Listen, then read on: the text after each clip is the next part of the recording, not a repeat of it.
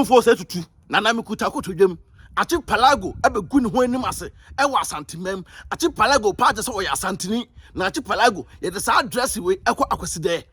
Achipalago wagu ho fi ese twawosu efri Ghana man abusua ye go hwe video bi Achipalago omudi akwaside no Achipalago ko gu ne ho anim ase ewa Otumfuor say tutu ena ase achi AdwenepaheneTv me bawo so ese twawosu because dressing we adekọ ya Achipalago enche so ya asanteni ebusua ye go hwe mla fa comment ebra na Achipalago ye wia obetemenka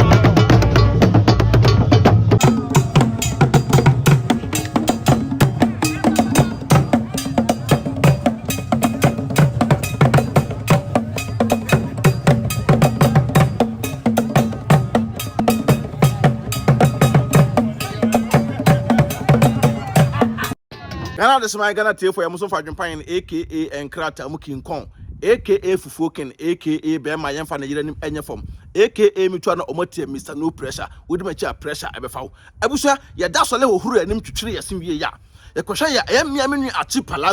Achipalago abetena America abonten so ne wura fi ne culture Achipalago abetena America ama ne wura fi ne culture na wo Achipalago okoduru Kumasi abonten so na akwaside special day a Otumfuor say tutu yet tell the animal na edie Otumfuor say tutu say ye no yoyo bobobo na asanteni mapa a wo so tukwa betena America a wo de also take course na Achipalago enim guase we no kogu hu enim as oh my God Achipalago say enim guase we no kogu hu oh my God hwa McMill America rapper eba Ghana a wo share shots nika edeko parliament house no ko Jubilee house no amount for condemn sasa address we de ko na nye wo Achipalago angasa ebetena bonte kasa McMill onye obia no lie boy no na America ho enu to mo fo ano so e mo de sa address we eba cancer parliament house Jubilee house na Achipalago dress McMill e de ko Jubilee house no I know the difference between them Achipalago osu asanteni o a wo di asanteman no asiu kon so wo di asanteman no awurawura ba bia nti Achipalago sa address we ya na mentase se adeta ahemfofo no kopo ma na kwan e ma na wura ho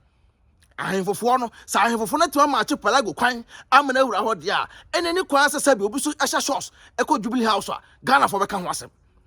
Achipalago na wudim se wo hya sa shots we akọ ekasa akwaside na wangasa wo mfele ka wo koi enye kente na wa shete se na ma shegina he ya na ko tutu ntuma agusu kama yes Achipalago ni o mo fa asafa na 10 eno ko gu hu ani wasese na wo make mail de obepa ache wo Achipalago bra botara pass antema ache Achipalago bra bonten na beka cha asantema se eye mistake bi na de ko ho nya sa AdwenepaheneTv me so agusu rough because yen tenase e ma se be akwaside no e be na omani ama omo so because me information manya na se na mpanyifo no ni agya bro so to mani ama omo so ka wo anga so ko pam ofiri ho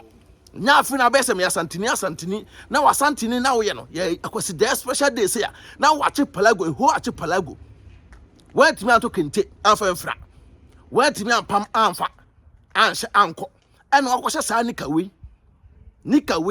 kales mpo a hye ko Achipalago enye kales a kesa kada hye de ko ho no.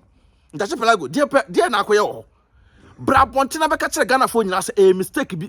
Am say bia na akọ baabi. E na atofa ho.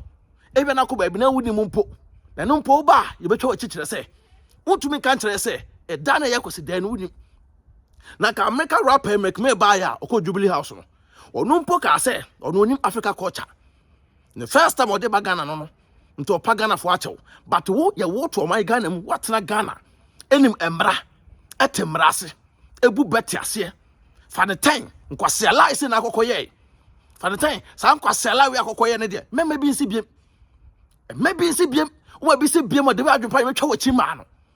woni momra etemrase Achipalago ade ta kwhye sa ntade we se ede kwa kwasi de ase wo kwaye wo hu so bi sha atade bi se ede nam ho Achipalago ti we na so asantini no wagu asantefo ni mas Achipalago wagu asanteman ani mas ese wutimi koto snap ede ko pampanyimfo na chew okoto snap na de kopa mpanyimfo na chew mpanyimfo na okokọ chechew mu nsem no koto snap na fokopo ma chew sa AdwenepaHene se amsa sa ada na ngasa no wa hunu dress na de ba ho no ti Ghana fo mfo comment mra yeni Achipalago ena enya no wa ha no yeni Achipalago a wote social media watch so ya asantini no ya ne dress ya wode ko ya kosi de Achipalago nti we na wo make me ba Ghana wo kasa make me the no lie boy nti ade ntra mpanyifo no ma akwan e ma wode we se ko Jubilee House Achipalago sa ne wona mo ye no difference ben ene wom sa kosi de ene Jubilee House wo difference wom na ne say but we nyina kire wo Achipalago etimenya kokuduro asenika na nti wo ko ayenfofo no o ma hunu anase o mani guide bi o mo guide say dressing with the fata say so the wurase na wanga sample de kaya santini mapa ka santini a wo wa ja santemesi na so Achipalago ofo ba bia wo say wo mpene mi do Otumfuor atem ba bia so mpene mi do Otumfuor atem but na de wo bia so mpene mi do Otumfuor atem na mikuta kotodwem esa Achipalago obetunsa Achipalago mimindi minua no mentown no kwa na meka kire dress ade kwa de wa anya de dressing pa wo de call ho pa de Achipalago meka so ya de na mepoa AdwenepaHene na me ka kire no next time mema kente empa ofie da next time mema santa de bi empa ofie da kokoduru Ghana no ko beta pam because na nim se akosi de da sei woni mu a enka wa dress sa dressing kama we anfa anko yo na ade ko empanyifo ani obi de yo ko no wo be kan nti na wo so de yo wakoye sa mistake ni bia na ese wo ni da ho na wo ni da ho wa Achipalago but me ka kire say next time sa akosi de ni bi sia na the address we kwa ese mpanyifo e pam no krepa na America no sa address we say masa emetna America ema refill culture Achipalago so be ka make me said dia asem dia na ese wo betna America na ese sabio wo America no betna no wo refi eya wo culture wo refi wunchi e na wo koy wo to kokoto kama e wo mpanyifo yanim ba watada na koy na ese mfata ntachi ese wangasa ka abrafo no wo ho na ese ka ye chikotwa ochima sa kwase alliance na koy wo ena Ghana for so ye din hwe sa Achipalago wunim na se wusi Kumasi no nkotu nsa e betwa wosu Otumfuor se tutu onana na mekasa no Achipalago wo so se odwana be hyenkran wo se odwana be hyenkran sa person odwana ba aburu kire back meboa sa wo be sa Kumasi akofa anoma wo be sa Kumasi akosa sa bag wo be duru Kumasi ami ahwe Achipalago me ka kire wo be duru Kumasi wo be duru na me AdwenepaHene me body guys ne ginagina ho ye che Otumfuor se tutu fie na kwasi de na kugu hu anim ase koye san kwase lies no obekira ase de ntia wo hye san ntade we e de ko ya make me ba Ghana ko Jubilee House obetwa na chi abuso edin e ya AdwenepaHene share video no na like na subscribe to YouTube channel BeckyTv e wo AdwenepaHene so TV de e wo honom mo support movement ndan da yen kan okre enkyere ye ho ne ye ho so ate ase me kanfo e tap send e de amount person send this car e de ko Ghana nkwan dia tap e na me kanfo e de amount e rate mu hen rate mu king kong Mr. First time I use app na promo code abehinya e AdwenepaHene bogum benya discount kama na me kanfo e divine organic skincare product e the amount divine e UK obebo ama skincare no aye toso na ha divine pills so e the e honom okona so yeso a de behia aye AdwenepaHene anase BeckyTv benya discount kama na me kanfo e jata cement owura Ibrahim Mahama ne cement no ukọ cement shop bia wo Ghana bia cement shop bia wo Ghana bia no ukọ a de obekan se mpejata cement the most cement papa ne bo no so da fon boko but more than na share video no na like send the stars for support movement no. I said that the video be about so sabe de beka e din e adwene pan be ma yemfa nanim nya fom be ma yemfa na yire anim nya fom be ma sabi on so nkwasasem so Mr. Article Man no pressure Achipalago so naje next time me ko di sa nkwasela say e wa ko si de asibio.